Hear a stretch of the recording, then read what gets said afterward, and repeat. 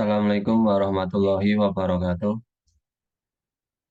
Yang terhormat Bapak Muhammad Rizza Muktada MPD selaku dosen pengampu kajian kurikulum pendidikan matematika dan teman-teman yang berbahagia. Next.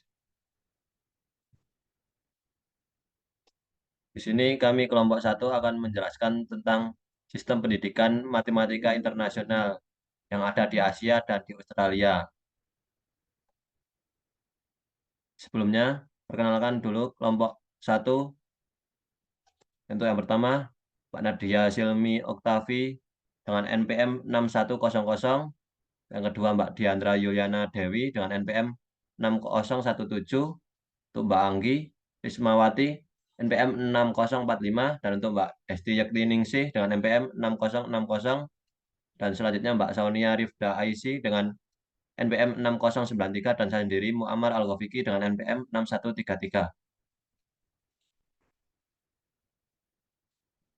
Untuk pemateri pertama saya sampaikan.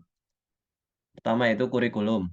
Kurikulum menurut Undang-Undang Nomor 20 Tahun 2003 tentang Sistem Pendidikan Nasional Pasal 1 Ayat 19 adalah seperangkat rencana dan pengaturan mengenai tujuan, isi dan bahan pengajaran serta cara yang digunakan sebagai pedoman penyelenggaraan kegiatan pembelajaran untuk mencapai tujuan pendidikan tertentu. Yang kedua, kurikulum merupakan aspek yang mendukung terjadinya perubahan strategis dalam bidang pendidikan di mana kurikulum memiliki peran yang strategis. Karena selain untuk mengembangkan kemampuan peserta didik, kurikulum dapat menjadi tolak ukur kemajuan pendidikan suatu negara. Maskur 2019. Next. Untuk pemateri pertama akan disampaikan oleh Mbak Nadia. Waktu dan layar saya persilahkan.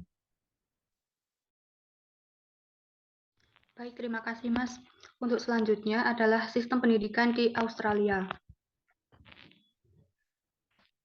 Sistem pendidikan di Australia itu digolongkan menjadi 4 strata atau tingkatan.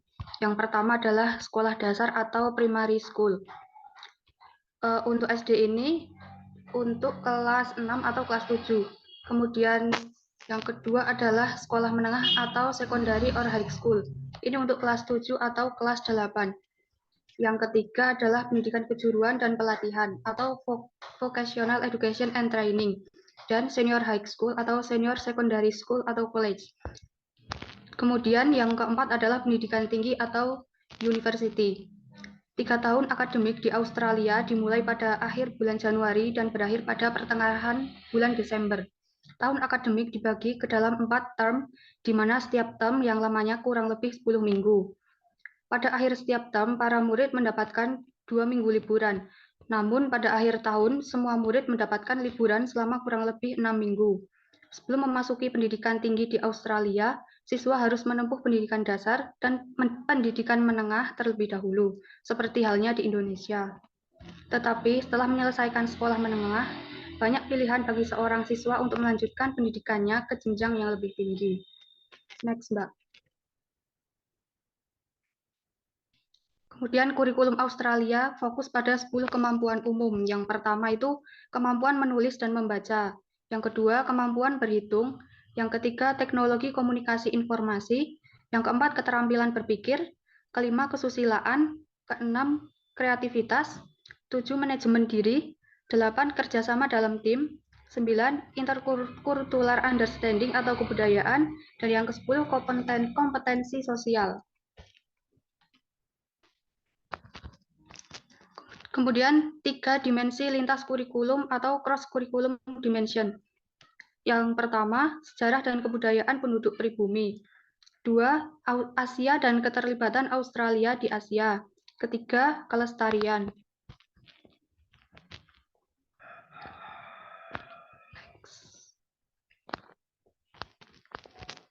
Kurikulum dan metodologi pengajaran.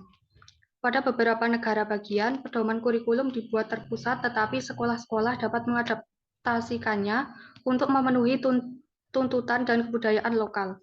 Tanggung jawab tentang metodologi pengajaran pada prinsipnya terletak pada masing-masing guru dan sekolah.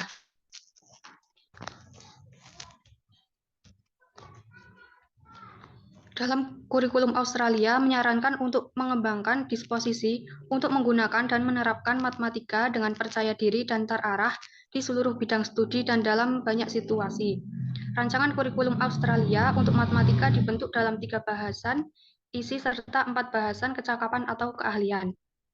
Jadi pada dasarnya cakupan materi dan keahlian yang dituntut kurikulum matematika Australia sama dengan kurikulum matematika Indonesia. Yang berbeda hanya pada praktek kegiatan belajar mengajar di kelas dan pencapaian siswa. Terima kasih. Selanjutnya saya kembalikan kepada moderator. Baik, terima kasih atas penjelasannya. Untuk materi kedua yaitu akan disampaikan oleh Mbak Diandra. Waktu dan layar saya persilahkan.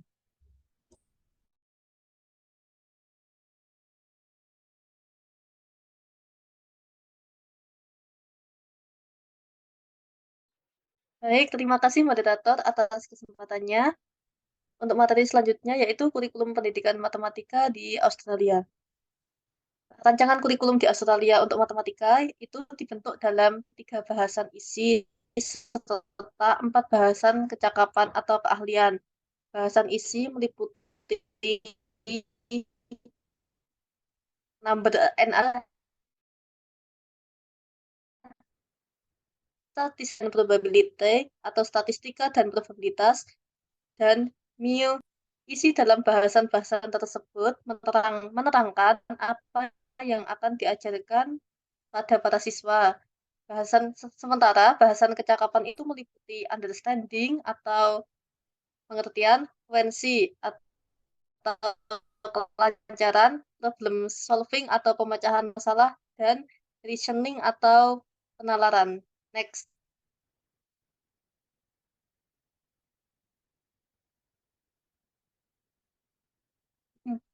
Lalu untuk standar lulusan di negara Australia yaitu pada tahun pembelajaran atas rekomendasi dari guru.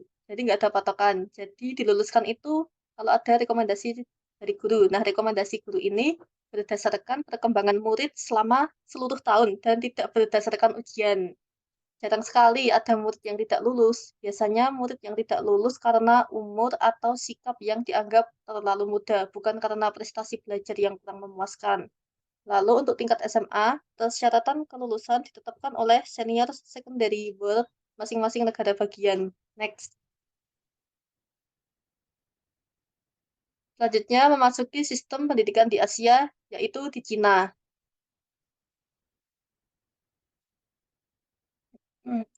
Pendidikan di Cina meliputi 4 sektor. Yang pertama ada Basic Education, Technical and Vocational Education, dan Higher Education, dan terakhir ada Adult Education.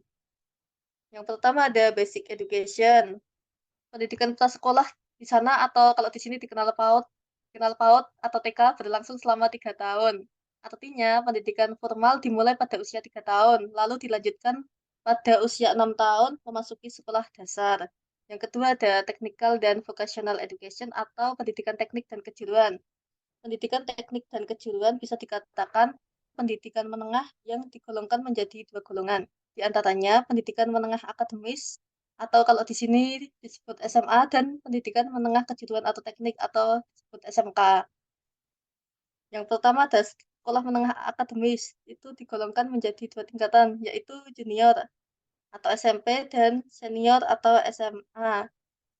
Lalu selanjutnya ada sekolah menengah kejuruan atau teknik, memberikan pelatihan keahlian di bidang pertanian, manajerial, ketenagakerjaan, dan teknik programnya berlangsung antara 2-4 tahun.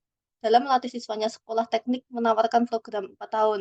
Hal ini ditunjukkan untuk memenuhi kebutuhan tenaga kerja yang terlatih. Next. Yang ketiga ada higher education. Pendidikan tinggi Cina diklasifikasikan ke dalam beberapa kategori berbeda.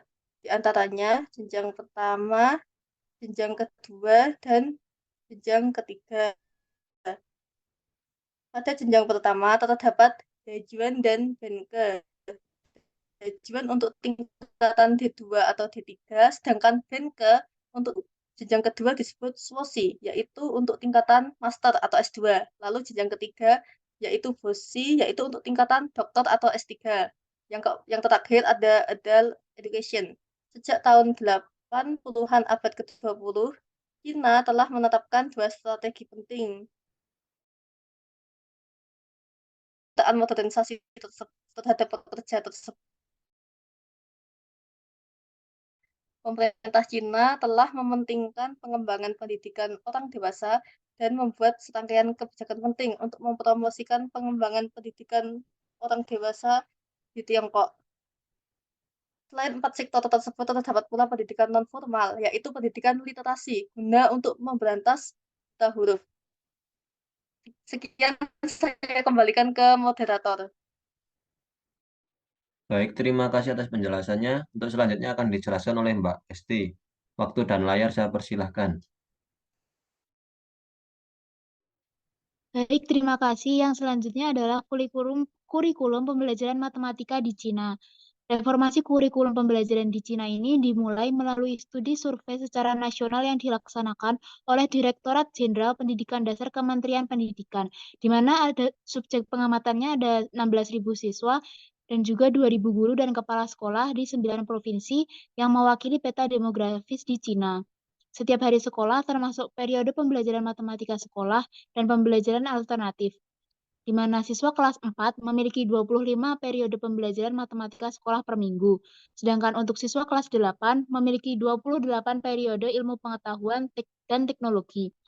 Matematika di kelas 4 dan 8 ini menempati sekitar 10-15% dari periode pembelajaran materi di sekolah. Slide selanjutnya. Yang selanjutnya yaitu buku pembelajaran matematika itu berisi tentang perkalian pada semester pertama kelas kedua, ketika anak-anak itu berusia 7 tahun. Tradisi budaya pengajaran matematika di Cina membuat orang percaya bahwa latihan secara teratur adalah cara yang paling efisien untuk belajar dan menerapkan sistem yang disebut berpusat pada siswa. Next.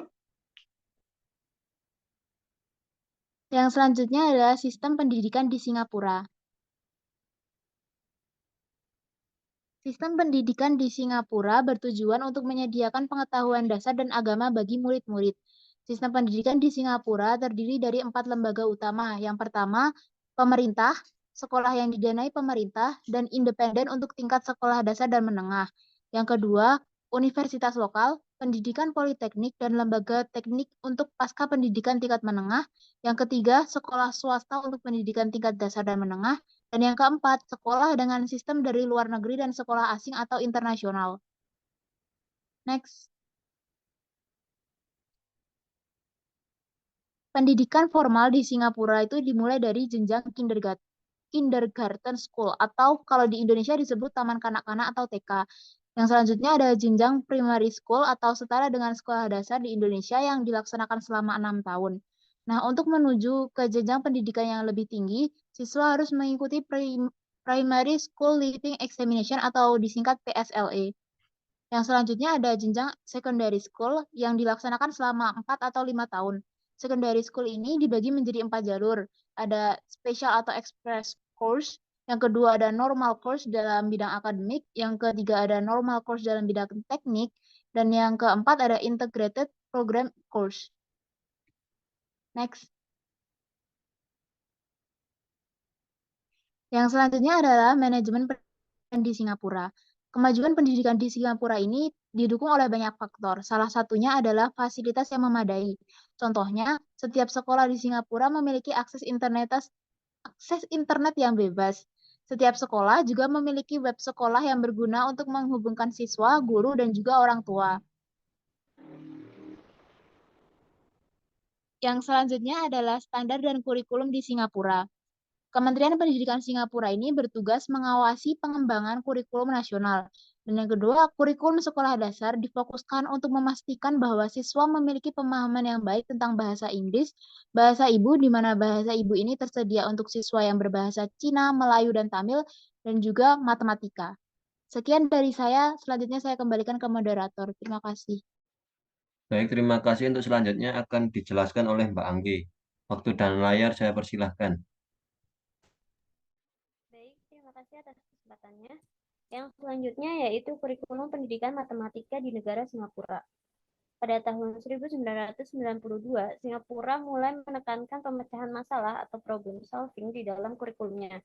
Pemecahan masalah matematika dipusatkan dalam pembelajaran matematika yang di dalamnya menyangkut kemahiran, kemampuan, atau keterampilan dalam menerapkan konsep-konsep matematika dalam berbagai situasi masalah.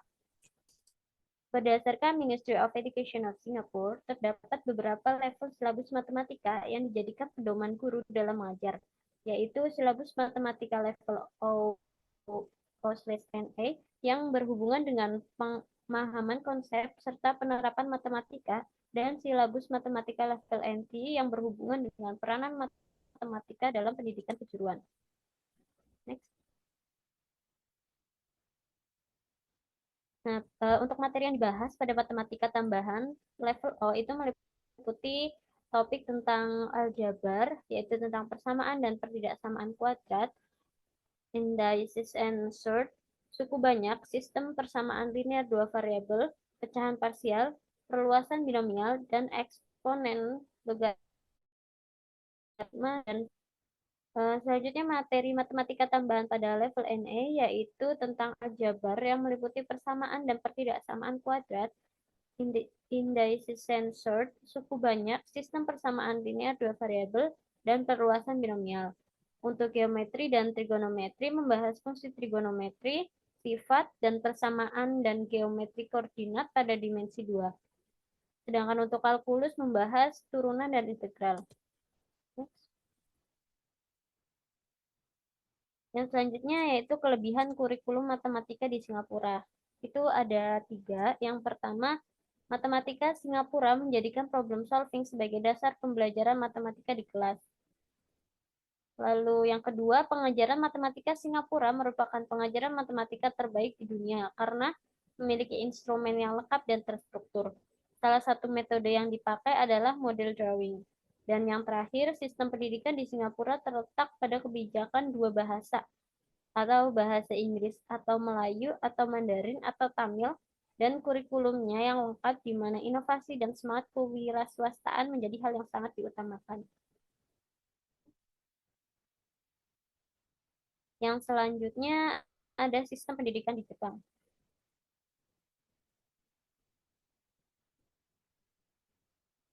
Gambaran umum kurikulum di negara Jepang.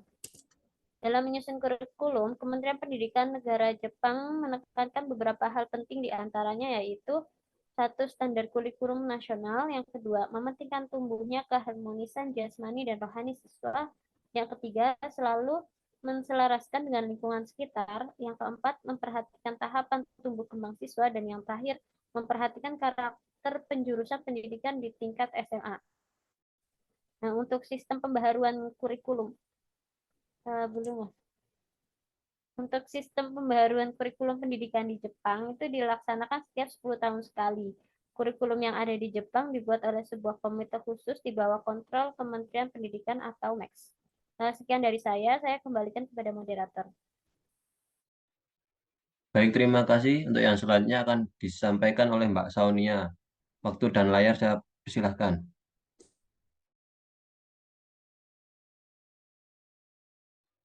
Baik, terima kasih atas kesempatannya. Di sini saya melanjutkan materi dengan sistem pendidikan yang maju. Sistem pendidikan di Jepang memiliki ciri-ciri pendidikan sebagai berikut. Yang pertama, perhatian pendidikan datang dari berbagai pihak. Yang kedua, biaya pendidikan di negara ini tidaklah mahal. Yang ketiga, tidak terdapat diskriminasi terhadap suatu sekolah. Yang keempat, terkenal dengan kurikulum sekolah yang berat. Yang kelima, guru akan terjamin tidak akan kehilangan jabatan. Yang keenam, guru di negara Jepang wajib memberikan pendidikan sebagai manusia seutuhnya. Yang ketujuh, guru di negara Jepang bersikap adil dan penuh dedikasi.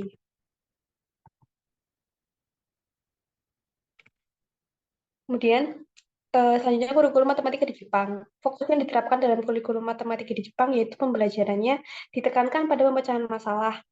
Menurut Panopo dan Rajin tahun 2020, dalam prosesnya, para guru memberi materi ajar yang bermakna dan memberi latihan soal yang mengasah kemampuan siswa dalam menemukan sehingga proses pembelajaran lebih dari sekedar mengetahui jawaban yang benar.